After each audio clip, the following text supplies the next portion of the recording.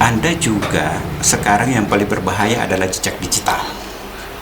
Jadi boleh saja nanti Anda sudah hampir mencapai puncak, orang terkenal gitu, hebat, tapi tiba-tiba jatuh karena Anda punya jejak digital. Assalamualaikum warahmatullahi wabarakatuh. Hai sahabat madrasah, welcome back to Modcast Madrasah Podcast. Dan ya, seperti yang kalian lihat, masih bersama saya Kiki di sini yang akan menemani kalian selama beberapa menit ke depan.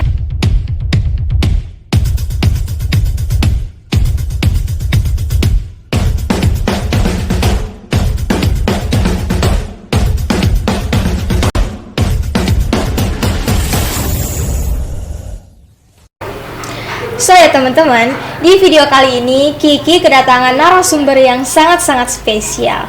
Nah, beliau ini merupakan Dekan Fakultas Dakwah dan Komunikasi di Universitas Islam Negeri Alauddin Makassar. Mohon izin saya sebutkan namanya dengan hormat, Dr. Firdaus Muhammad MA. Assalamualaikum Bapak, apa kabar? Alhamdulillah, baik. Alhamdulillah, semoga selalu sehat ya Pak. Amin.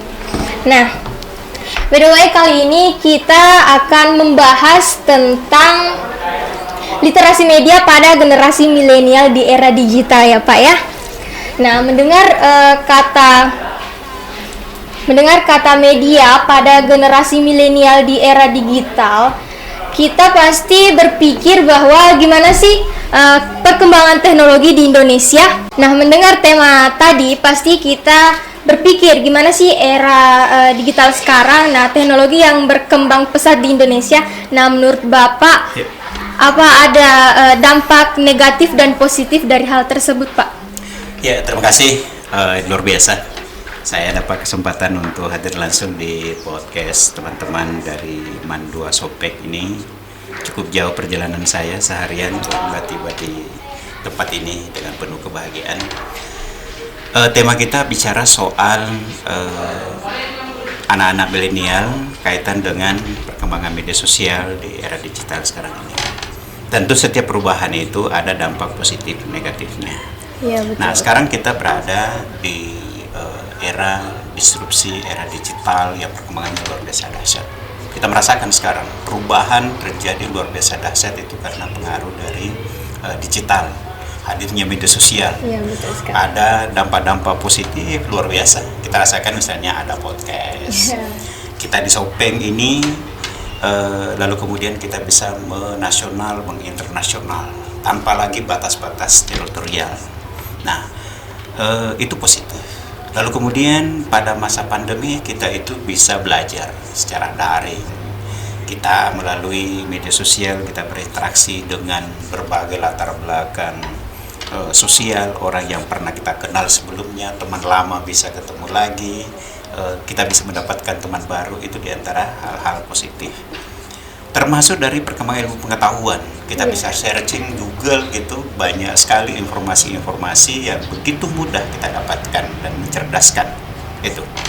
Itu beberapa diantara hal yang positif. Jadi kita ini bisa menjemput masa depan luar biasa cepat, menjadi pembelajar yang luar biasa dahsyat itu karena pengaruh dari era digital sekarang. Apalagi kita misalnya sekarang dari proses pembelajaran kita di sekolah itu kadangkala murid untuk hal tertentu kadang lebih update dibanding gurunya. Betul sekali. Dosen kadangkala dikala update oleh mahasiswanya. Nah, ini kenapa terjadi? Ini karena kreativitas dari anak-anak menjangkau era media digital sekarang ini luar biasa dahsyat. Itu positif diantaranya. Tetapi juga ada tentu dampak negatif. Apakah itu secara psikologis, sosiologis, biologis, gitu. Ada. Misalnya secara sosial.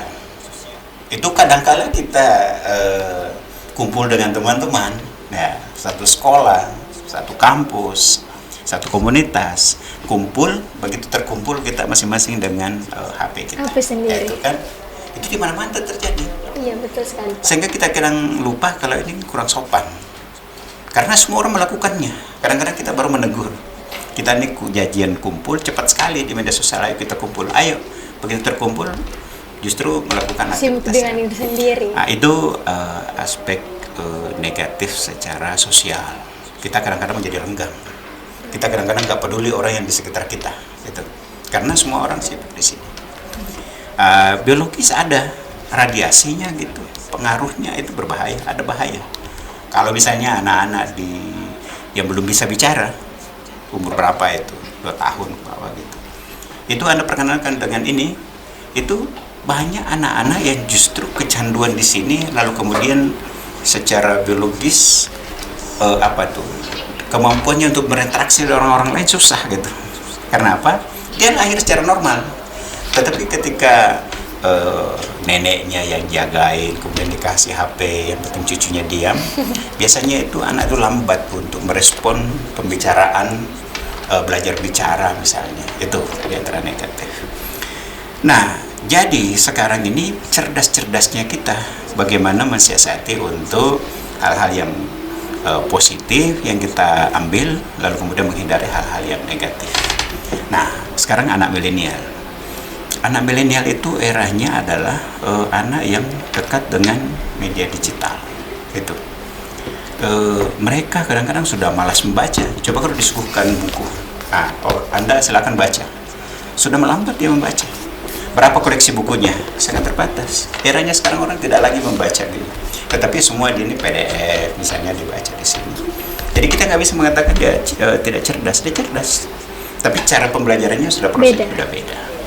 Nah, kadangkala juga ada hal-hal yang menurut kita seharusnya Anda sudah tahu, tapi dia nggak tahu. Nah itu, kadang-kadang dia melampaui zamannya. Ya, dia cerdasnya melampaui dari usianya. Dia masih anak SD, tapi kok bisa menalar misalnya anak-anak SD. Waduh Pak, ini nggak sesuai ekspektasi saya. Wih, keren ya. Anak kecil itu tiba-tiba, Pak ini nggak sesuai ekspektasi. Wih, ini dengarnya biasanya di kampus. Ini tiba-tiba anak SD menggunakan kata itu. Kenapa? Dia berinteraksi dengan era digital sekarang ini. Dan lebih dahsyat. Nah, saya kira itu diantara yang harus menjadikan anak-anak sekarang itu memiliki filter. Ini harus direspon. Nggak bisa lagi seorang guru misalnya di sekolah sekarang semua simpan HP gitu. Sekarang nggak boleh lagi ada HP-HP gitu. Nggak bisa. Sekarang justru kita ajak, ayo sekarang kita coba Anda presentasi membuat PPT gitu, PowerPoint, silakan Anda bikin, desain, share. Nah, kita belajar melalui itu. Coba Anda jelaskan, uraikan tentang ini. Mereka cepat sekali. Lalu kemudian apalagi? Kita sekarang bikin film, bikin video, itu bikin narasi-narasi melalui visualisasi video. Karena itu sekarang medianya. Kalau Anda menulis, dulu saya belajar nulis. Gimana kita menjadi nulis? Gimana tulisan dimuat? Sekarang beda eranya. Sekarang ini bagaimana Anda menulis materi yang singkat, tapi kemudian nanti Anda visualisasikan. Makanya yang sangat laku sekarang itu ada video. Coba perhatikan di YouTube, di TikTok, itu adalah video dengan durasi yang sangat pendek. Durasi 1 menit, orang sudah bisa nangkap pesannya. Durasi 3 menit itu udah panjang. Kalau sekarang Anda bikin video 10 menit, orang kadang nggak tuntas nonton. Makanya kadangkala pembicaraan yang hanya 3 menit, itu kita harus membuat kreasi konteks bagaimana pesan sampai hanya dengan kurun waktu 1-3 menit. Nah ini yang harus diajarkan anak-anak kita sekarang. Oh, jadi memang tidak bisa dipungkiri ya Pak, kalau sekarang memang eranya digital. Dan kembali lagi pada diri sendiri, kita ingin menggunakan hal tersebut untuk kebaikan atau keburukan. Nah, oke. Nah, kalau Pak, literasi media untuk generasi milenial itu apa sih Pak? Boleh dijelaskan? Ya, jadi ini bagaimana mengenalkan mereka tentang media, menulis, membaca, mengenal tentang media. Gitu. Nah, media dalam hal ini tentu media massa. Kita perkenalkan bagaimana mereka mengenal tentang informasi. Nah, sekarang informasi banyak yang hoax. Iya, betul. Kadang-kadang yang hoax itu, berita bohong itu dikemas sedemikian rupa lebih meyakinkan dibanding dengan berita yang benar. Tetapi dikemas asal-asal, itu orang nggak percaya. Jadi kadang-kadang berita yang benar orang nggak percaya, berita bohong orang percaya. Nah, disinilah pentingnya diberi literasi, penguatan literasi media di era digital sekarang ini. Karena banyak sekali orang terpengaruh. Coba apalagi menghadapi tahun politik 2024. Itu nggak ada orang yang terlepas di situ. Karena misalnya pemilih pemula, pemilih milenial itu lebih banyak nanti, ya kan, lebih dominan. Sementara mereka kecenderungannya udah beda gitu, nggak mempan itu money politik. Mereka itu maunya pesan-pesan politik itu dikemas seperti apa. Itu memiliki keunikan tersendiri. Nah, bayangkan kalau anak-anak yang tiba-tiba baru pemula, kebetulan misalnya dunia politik, tiba-tiba diberi narasi negatif, mereka bisa menjadi apatis, selalu berburuk sangka, selalu menganggap ini salah, itu salah, semua salah gitu. Lalu kemudian alternatifnya yang mana yang benar? Itu ini salah, itu salah, semua salah. Lalu kemudian terus tunjukkan yang kebenaran, yang mana yang benar. Nah, dia sudah mengalami distrust. Bahaya juga kalau generasi seperti itu. Tetapi lebih bahaya lagi kalau generasi kita itu diajarkan untuk materi konten-konten yang justru membodohi mereka. Ada juga gitu. Jadi ada pembodohan-pembodohan yang terjadi secara sistematis. Nah, disinilah kita penting untuk mengedukasi anak-anak kita terkait dengan media, mengakses media, mereka selektif untuk menerima informasi, lebih selektif lagi menyebar informasi. Dan sekarang kita ajarkan anak-anak kita tuh membuat konten yang marketable, ada entertain, ada yang edukatif. Nah, kita sekarang jangan mengejar keterkenalan, pencitraan, mengenal untuk cari uang, tetapi sekarang kita itu lebih diutamakan mengedukasi, ya memberi manfaat. Jangan hanya mengambil manfaat banyak dari orang, tetapi Anda tidak memberi manfaat. Dan yang terpenting lagi, saya kira itu adalah di era media sosial. Nah, Anda harus berhati-hati untuk menyebar informasi. Ada undang-undang ITE.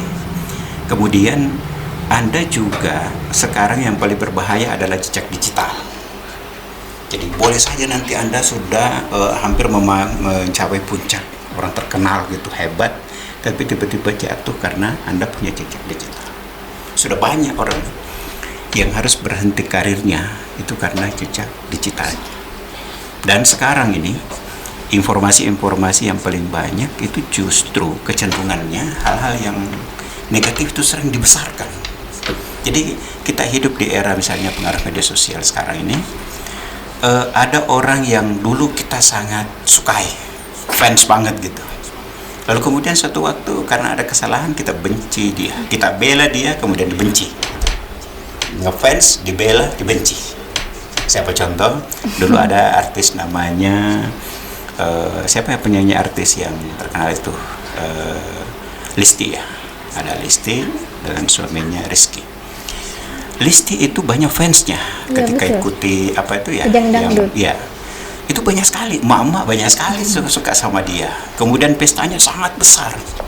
Nah, pengantin baru orang sangat apresiasi. Nah, itu ya, dipuja-puja gitu.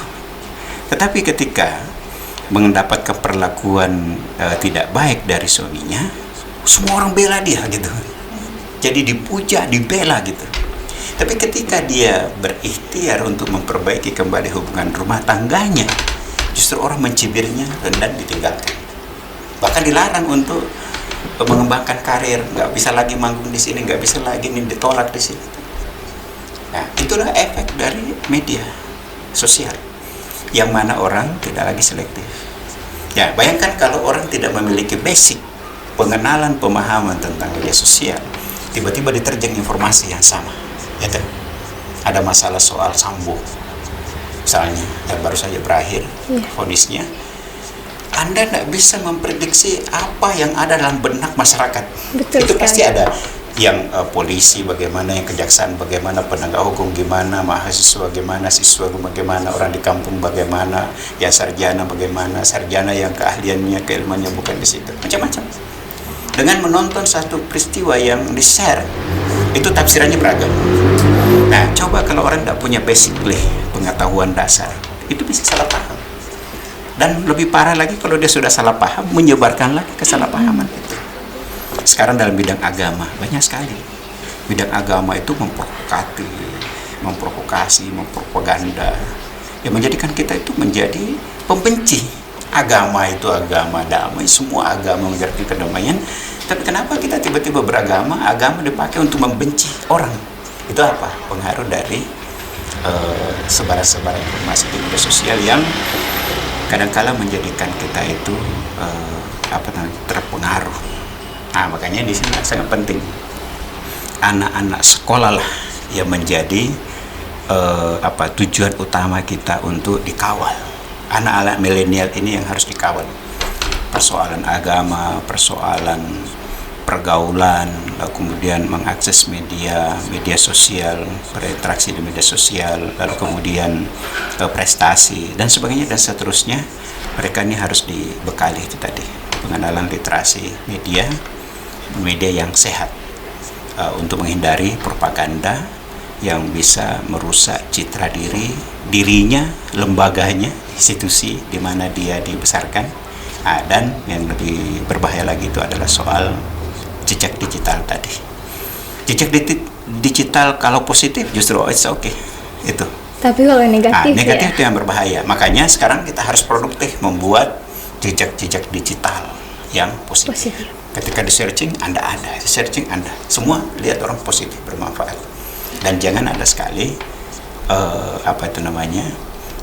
informasi yang merupakan jejak digital Anda yang ternyata negatif, karena totalitas kebaikan Anda yang positif tadi itu bisa runtuh karena ada satu jejak digital negatif. Terima kasih. Jadi biar bagaimanapun kita pengetahuannya terhadap suatu hal ya Pak ya. Tapi kalau memang masa lalu nih misalnya, tapi kalau masa lalu kita jelek, itu nggak bakal bisa menghubungkan kita ke masa depan yang lebih bagus dari yang sekarang gitu. Sebaiknya yang terbaik itu adalah kita masa lalu, apalagi masa lalu negatif ya, yang tidak baik itu di-cut saja. Okay. Artinya kalau perlu lupakan mantan, lupakan orang yang jahat sama kita, karena itu mengganggu, bukan memberi energi positif. Tapi kita juga sesekali juga harus mengingat hal-hal yang gagal sebelumnya untuk memotivasi kita menjadi benar dan tidak jatuh di lubang yang sama, kegagalan yang sama. Tetapi janganlah kita berlama-lama untuk meratapi sebuah kegagalan, apapun itu. Kita harus bangkit. Apapun itu. Kan kalau saya lupakan itu, move on. Mulailah hidup yang baru misalnya. Per 14 Februari. Misalnya, momen ini saya menggunakan untuk memperbaiki diri, lalu kemudian hal-hal yang negatif sebelumnya saya tinggalkan. Saya belajar dari situ dan saya harus bangkit. Jangan kemudian dibawa-bawa lagi, bahwa Anda selalu menceritakan masa lalu yang justru bisa memperkeruh. Anda sebenarnya sudah punya anak tangga yang positif untuk bisa maju, tetapi Anda selalu tertarik kembali ke masa lalu yang negatif itu. Jadi kita belajar masa lalu, tapi jangan kalau ini yang buruk ya, jangan selalu diungkit-ungkit. Jadi misalnya saya ini sudah nggak ada keluarga, saya ini orang tidak mampu, saya ini begini, saya ini. Yang kalau menurut Anda itu kekurangan, cukup Anda saja yang pegang. Iya. Nggak usah di-share bahwa saya orangnya begini, orang begitu, karena belum tentu orang peduli sama Anda. Betul orang sekali. Kasihan sama Anda, enggak gitu. Bisa aja orang malah senang gitu. Makanya ada hal-hal yang privat bagi kita, masa lalu kita, nggak usah lagi diungkit ke orang lain. Kalaupun orang tahu, kita coba satu keburukan, kita lawan dengan 5 kebaikan. Itu pun belum tentu tertutup, tetapi setidaknya orang melihat bahwa kita sudah ada nawa itu untuk memperbaiki diri. Tapi itu tadi memang yang terpenting adalah jaga citra. Jadi lebih baik kita itu tidak terkenal, ya, daripada terkenal lalu kemudian jatuh. Itu banyak kan yang seperti itu. Sudah enggak hebat, sukses, tiba-tiba gagal. Kita harus belajar dari pengalaman orang-orang tanpa harus mengalami. Terima kasih. Nah, kalau menurut Bapak tantangan generasi milenial dalam era digital sekarang Pak bagaimana? Tantangannya adalah kita harus updating, tidak bisa kita menjauh. Jadi semakin kita jauhi, semakin kita ketinggalan. Kita updating saja pun masih, dan harus kita inovatif. Karena media ini kan hanya wadah media ya. Nah, kita mau menjadi kreatif, inovatif, produktif, itu sangat tergantung dari bagaimana kita menyikapinya. Ini tidak memberi apa-apa, ini hanya alat. Tetapi ini bisa menjadi hal sesuatu yang sangat positif buat saya, bisa juga sebaliknya. Itu. Nah, ini hanya alat. Nah, Andalah yang harus mengkreasi agar ini memberi manfaat lebih banyak. Dan pikiran kita itu, kita tidak money oriented. Bagaimana saya kaya, bagaimana saya viral, bagaimana saya menjadi orang yang memiliki followers begitu banyak, ditonton sekian banyak. Tunggu dulu, apa kontennya? Siapa tahu konten itu yang tidak bermanfaat, lalu kemudian kita bangga karena banyak sekali followersnya, di Instagramnya, di mana-mana media sosialnya dipuji banyak orang. Tapi kita lihat dulu apa manfaatnya. Siapa tahu orang itu hanya memberi apresiasi yang sebenarnya jangka pendek, hanya menyenangkan kita, tetapi kita tidak memberi manfaat yang banyak. Jadi kita harus berdamai dengan media sosial untuk menjadi ruang mencerdaskan diri kita dan memberi manfaat lebih banyak. Itu. Jangan kemudian Anda mengejar popularitas, mengejar money oriented, bagaimana kaya menjadi terkenal, lalu kemudian saya kemudian meninggalkan dunia pendidikan. Saya tidak mengenal dunia kampus, saya tidak mengenal perguruan tinggi karena saya sudah merasa cukup. Tunggu dulu, akan beda orang yang memiliki ilmu dengan yang tidak. Kalau hanya Anda tamat SMA, tamat MAN, itu sudah cukup. Anda harus mengembangkan diri melalui perguruan tinggi. Itu untuk penguatan potensi kompetensi Anda. Nah, setelah itu silakan berkarya. Jadi orang yang inovatif, yang bermanfaat, menginspirasi orang. Jadi ciptakan lapangan kerja Anda sendiri. Jangan hanya buat lamaran kerja, tetapi ditolak, lalu kemudian sakit hati, merasa gagal sekolah. Tetapi justru dari sekolah memantik Anda untuk menjadi orang kreatif. Jadi yang paling penting itu pengetahuan ya Pak? Ya, pengetahuan. Kita bagaimanapun yang terpenting adalah kita memiliki wawasan, pengetahuan, kompetensi. Dari situlah kita bisa mengembangkan diri, memiliki skill. Lalu kemudian pandai membaca situasi, kondisi, apa yang kita mampu lakukan. Bisa saja orang lain tidak lakukan, kita bisa melakukannya. Lalu kemudian itulah yang menjadi jejaring kita untuk menebarkan kebaikan yang lebih banyak. Nah, tapi gimana nih Pak menanggulangi atau gimana cara menghadapi tantangan di era digital ini? Kita harus belajar banyak. Jadi kita ini kan pembelajar ya. Kita harus belajar, misalnya apa yang di pengalaman orang yang sukses, pelajari orang sukses kenapa. Tapi jangan juga langsung mencontoh bahwa ini jalannya. Mungkin Anda meraih kesuksesan dengan jalan lain, tapi dia menjadi inspiring Anda, yaitu orang-orang sukses. Tapi Anda juga harus belajar banyak dari orang gagal. Jadi tanpa harus menjadi gagal, kita belajar dari kegagalan orang untuk terhindar dari kegagalan yang serupa, gitu. Jadi kita belajar dari orang sukses, lalu kemudian kita juga belajar dari orang gagal. Belajar dari orang gagal untuk sukses, belajar pada orang sukses untuk lebih sukses. Itu namanya orang yang pembelajar. Tapi kalau kita udah tahu ini kegagalan orang, lalu kemudian kita menempuh jalan yang sama, ya bisa saja hasilnya juga sama. Gitu. Nah, sekarang yang terpenting adalah bagaimana kita belajar dari pengalaman orang, lalu kemudian kita juga berusaha bisa menjadi inspiring, ya kan, bisa menjadi inspirator, dan jangan mengejar popularitas jangka pendek. Jadi mau cepat populer tanpa berproses itu nggak ada. Tetapi semua harus berproses. Dari proses itulah kemudian kita bisa meraih hasil. Jadi kata orang, tidak ada keberhasilan, kesuksesan yang menafikan proses. Jadi proses itu menjadi penting. Jadi tetaplah berproses, proses belajar, proses pendewasaan diri, proses membangun jaringan, dan pada akhirnya nanti kita bisa, itu tadi kembali lagi, kita meraih kesuksesan dengan memberi manfaat kepada orang banyak. Nah, Anda lah yang akan menemukan nanti masa depan Anda. Tapi mulai dari sekarang kita harus punya visi hidup, ya kan, prinsip hidup bahwa saya harus bermanfaat pada orang. Itu. Dan jangan sekali-sekali punya musuh. Ya itu kan gak baik juga kita itu sukses lalu kemudian merasa ada orang dikalahkan. Kita bisa sukses tanpa harus membuat orang lain itu gagal. Kita senang ketika orang itu gagal, itu kita bukan orang sukses sebenarnya, bukan petarung gitu. Jadi kita bagaimana justru sama-sama sukses, ya kan? Jadi kita tidak bisa meraih kesuksesan dengan menggagalkan orang lain. Itu juga penting. Karena siapa tahu kita sukses tapi dicibir orang gitu. Itu penting, guys. Nah, yang terakhir nih Pak, apa pesan-pesan Bapak kepada para generasi milenial sekarang? Generasinya belajar textbook, jangan lupakan.